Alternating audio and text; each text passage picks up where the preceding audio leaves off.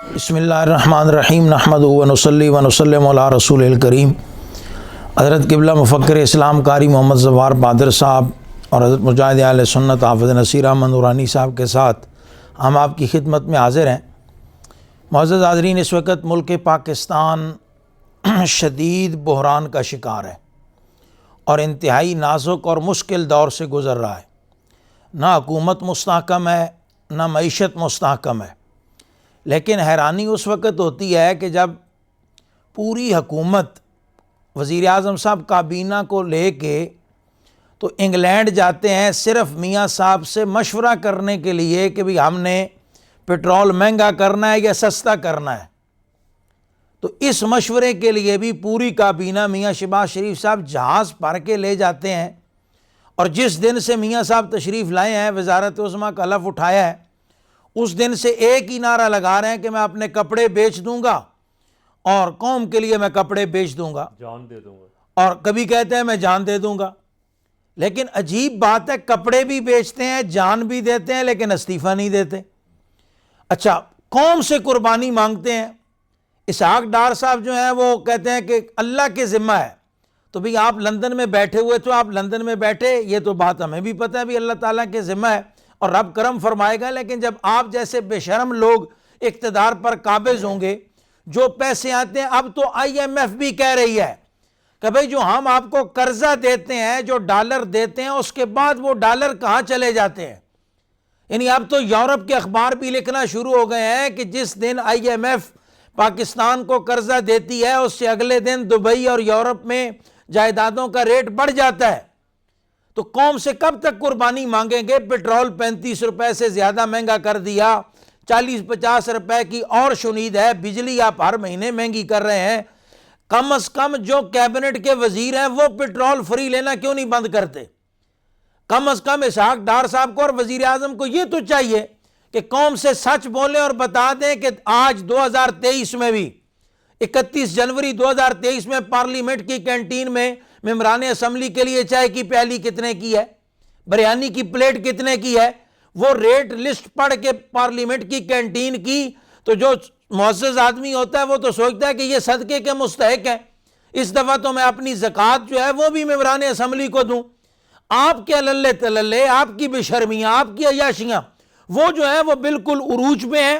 یعنی پٹرول مہنگا کرنا ہے تو وہ بھی میاں نواز شریف سے پوچھنے کے لیے پورا جہاز بھر کے لے کے جانا ہے، کتنا کروڑ کا خرچہ ہے وہ۔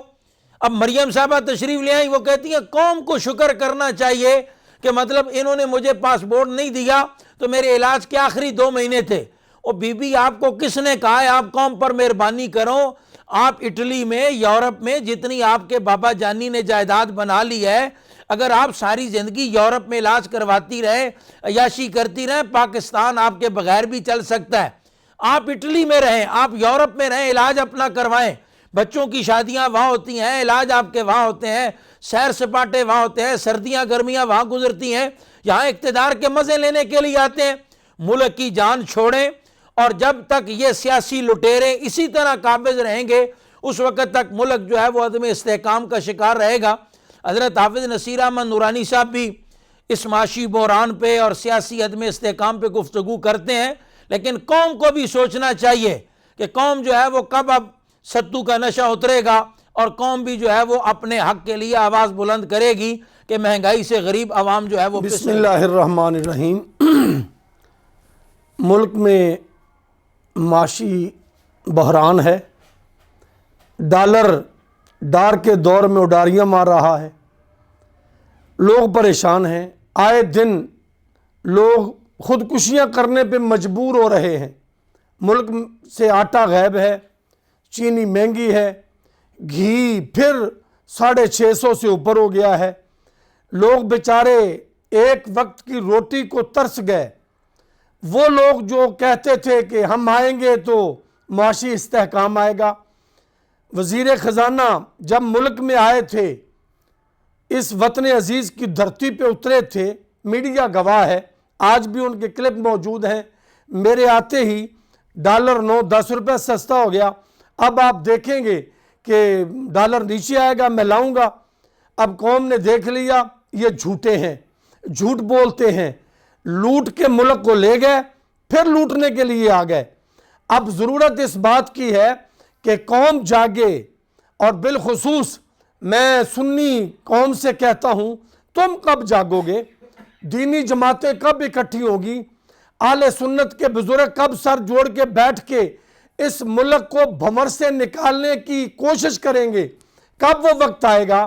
कौम कहती है, ए मशाइख इज़ाम, ए उलमाए अहले सुन्नत, अब मुल्क तुम्हारे बड़ों ने मुल्क बनाया, कुर्बानियाँ दी, हज़रत पीर जमात अली शाह से लेकर हज़रत शाह अब्दुल हलीम सिद्दीकी रहमतुल्लाह अलैह तक, ये सारे मशाइख, ये खानकाएँ, ये आस्थाने, ये उलमा जिन्होंने कुर्बानियाँ दे के मुल्क हासिल किया, अब मुल्क को बचाने का वक्त आ गया है। अगर इसी तरह हम बिखरे रहे, इत्तेहाद ना किया, इकट्ठे ना हुए, यकीनन मुल्क में इस्तेहकाम नहीं आएगा। इन चोरों से कोई उम्मीद नहीं, ये लुटेरे हैं, ये डाकू हैं, पहले भी मुल्क लूट के ले गए। कोई बरतानिया में जाके अपने महल बना के बैठा है, कोई सिरे महल का मालिक है, कौम बेचारी रोटी को तरस रही है। और वैसे जो कौम जागे ना, ज़ाहिर है उसको जूते तो पड़ते ही हैं, फिर कभी तीर के पीछे और कभी शेर के पीछे कौम फिर जागे। क़ियादत आले सुन्नत के उलमा मशाइख फरमाए, ताकि फिर निज़ाम मुस्तफ़ा का दौर दौरा हो और मुल्क में इस्तेहकाम पैदा हो। अल्लाह ताला हम सब को इस मुल्क को बचाने की तौफीक अता फरमाए। बिस्मिल्लाहिर्रहमानिर्रहीम। हज़रत क़िबला मुफ्ती तसद्दुक़ हुसैन साहब और जनाब अल्लामा हफ़ीज़ नसीर अहमद नूरानी साहब ने पाकिस्तान की इस वक्त डूबती हुई मईशत और गरीब के मसाइल पे गुफ्तगू फरमाई है। मैं दुआ करता हूँ कि अल्लाह करीम जो कोशिशें करने वाले लोग हैं, इस तरह के मेंबरों महराब से आवाज़ हक़ बुलंद कर रहे हैं, कौम इनकी आवाज़ सुने और इनके साथ कंधे से कंधा मिला कर खड़ी हो, ताकि इन बहरानों से निकला जा सके। एक डाकू और चोर से हुकूमत छीनते हैं, दूसरे को दे देते हैं, दूसरे से छीनते हैं, तीसरे को दे देते हैं, और अंदर खाते जो इकट्ठे होकर बैठे हुए हैं, वो अब वहाँ दौड़ लगी हुई है कि आइंदा वज़ीर आज़म बिलावल होगा या मरीम नवाज़ होगी। आपस में लड़ेंगे, ये चंद दिनों तक लड़ेंगे इसलिए कि लोगों को बेवकूफ़ बनाया जा सके। पीपल पार्टी नून लीग के ख़िलाफ़ बोलेगी, नून लीग पीपल पार्टी के ख़िलाफ़ बोलेगी, लेकिन जब इलेक्शन हो जाएंगे, अगर जालसाजी के साथ ये कोई सीटें लेगा तो फिर इकट्ठे हो जाएंगे।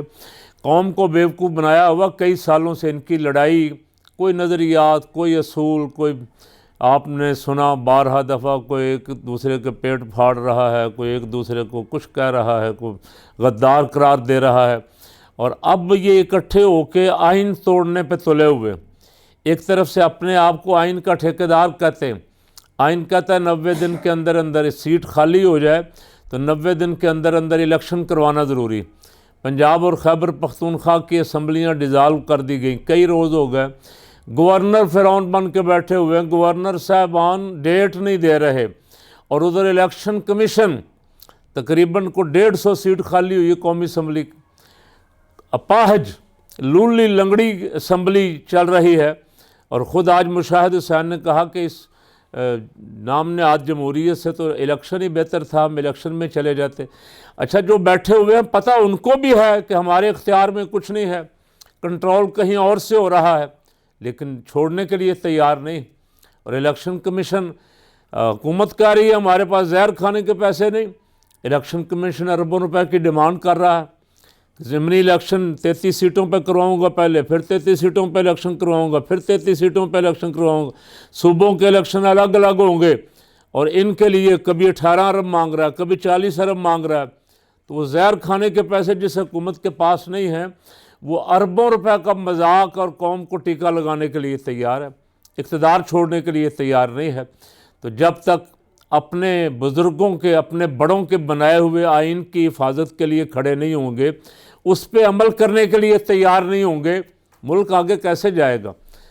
इदारे अपने अपनी आइनी हदूद में रहें। जिस तरह हाफ़िज़ साहब ने पहले भी कहा कि इनको लड़ने दें सियासतदानों को आपस में, ये एक दो दफ़ा लड़ लुड़ के ठीक हो जाएंगे, और पंजाबी में अगर कहूँ तो ये लड़ लड़ के मर जाएं, कौम की जान छूट जाए। ये आपस में लड़ें। ये कई सालों से आपस में दिखावे का लड़ रहे और मरवा कौम को रहे। एक बात और भी बुज़ुर्गों ने कही, दोनों ने, کہ جب قوم بے حس ہو جائے، قوم کا ضمیر مر جائے.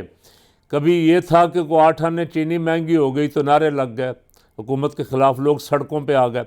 اب 35 روپے پٹرول اور 35 روپے ڈیزل مہنگا ہوا ہے، اور آئے دن اشیاء ضرورت جو ہیں ان میں 20-30 روپے پر کلو کا اضافہ ہو رہا ہے.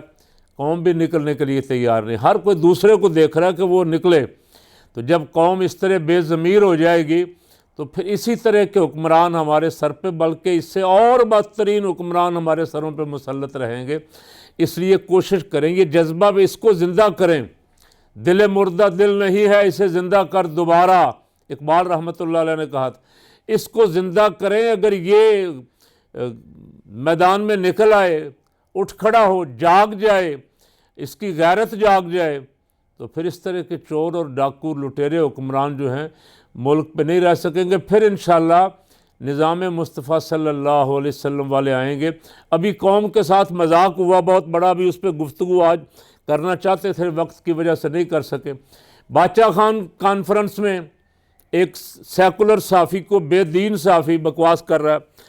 وہ کہتا ہے خیبر پختونخوا کو باچا خان مل گیا اور پنجاب کو خادم حسین جیسے لوگ مل گئے، اور پنجاب کو علامہ اقبال رحمۃ اللہ علیہ جیسے لوگ ملے ہیں جنہوں نے پاکستان کا نظریہ پیش کیا.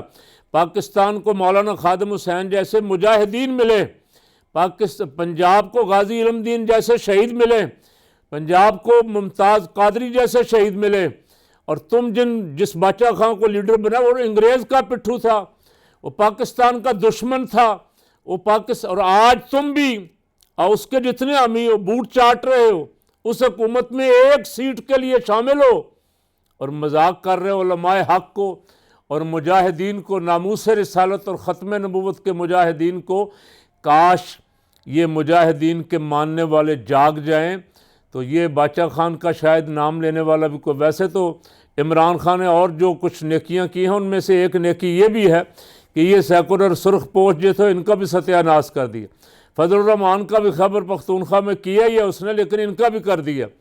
اب یہ بوٹ چاٹتے پھر رہے ہیں سارے. کبھی یہ بڑے نام نہاد علمبردار تھے، جمہوریت کے اور فوجی قوتوں کے اسٹیبلشمنٹ کے مخالف گنے جاتے تھے. آج یہ گھٹنوں کے بل بھیک مانگ رہے ہیں اقتدار کی ایک ایک سیٹ کے لیے. کبھی کسی کے پیچھے پھرتے ہیں، کبھی کسی کے پیچھے پھرتے ہیں. تو میں ان تمام نوجوانوں سے جن کو سیکولر صحافی کی گفتگو سن کے غصہ آیا، ان سے کہتا ہوں کہ اپنا غصہ الیکشن میں نکالیں، الیکشن میں میدان میں آئیں اور طاقت اور قوت کے ساتھ لڑیں تاکہ سیکولر قوتوں کو شکست سے دوچار کیا جا سکے. جب تک یہ ہماری جان نہیں چھوڑیں گے، بچے شہید ہو جائیں مدرسوں کے، ان کی کوئی پرواہ نہیں. کسی امیر کا کتا مر جائے اس کا مرثیہ پڑھیں گے ہمارے میڈیا چینل بیٹھ کے. اللہ تعالیٰ اس ملک کی حفاظت فرمائے اور ہمیں اس کے لیے کھڑا ہونے کی اور آنے والے وقت میں باطل قوتوں کا بھرپور ڈٹ کے مقابلہ کرنے کی توفیق عطا فرمائے. آمین.